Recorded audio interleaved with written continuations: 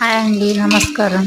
ఈరోజు కాకరకాయ నిల్వ పచ్చడి చేస్తున్నాను. ముందుగా కాకరకాయలు శుభ్రంగా కడుక్కొని ఆరబెట్టుకొని రౌండ్గా కట్ చేసుకోవాలి. తర్వాత ఆయిల్లో తడంతా పోయే వరకు ఆయిల్లో ఫ్రై చేసుకొని పక్కన పెట్టుకోవాలి.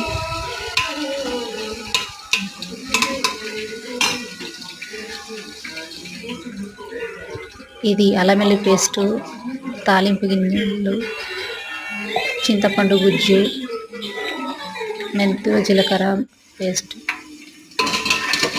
ఈ ఫ్రై అయిపోయాయి, పక్కన తీసేస్తున్నాను.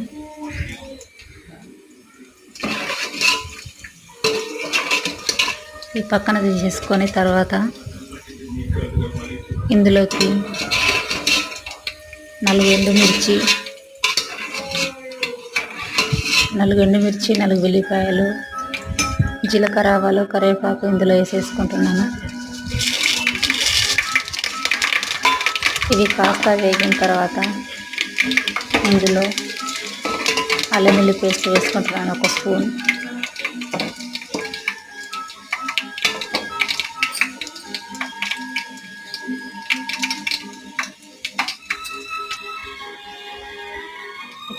అల్లం వెల్లుల్లి పేస్ట్ వేసుకుంటున్నాను.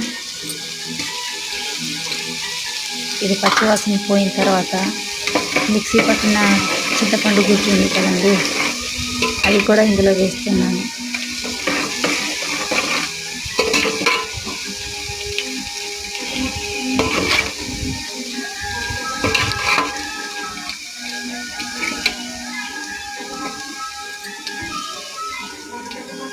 చింతపండు గుజ్జు ఇందులో వేసేసుకొని బాగా నూనె దగ్గర అయ్యే వరకు కలుపుకోవాలి. అంతవరకు ఫ్రై చేసిన ముక్కల్లో సరిపడా కారం,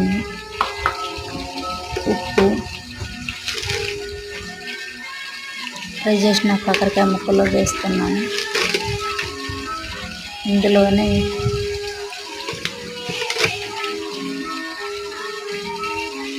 ఇందులోనే జీలకర్ర, మెంతులు, ఆవాలు మిక్సీ పట్టి పొడి చేసుకున్న పొడి కూడా ఇందులోనే వేస్తున్నాను. ఇంకో 7-8 వెల్లిపాయలు ఇందులో వేసి టమాటా గుజ్జు దగ్గరకు వచ్చిన తర్వాత ఇందులో కలిపిస్తున్నాను మొత్తం ఆయిల్లో.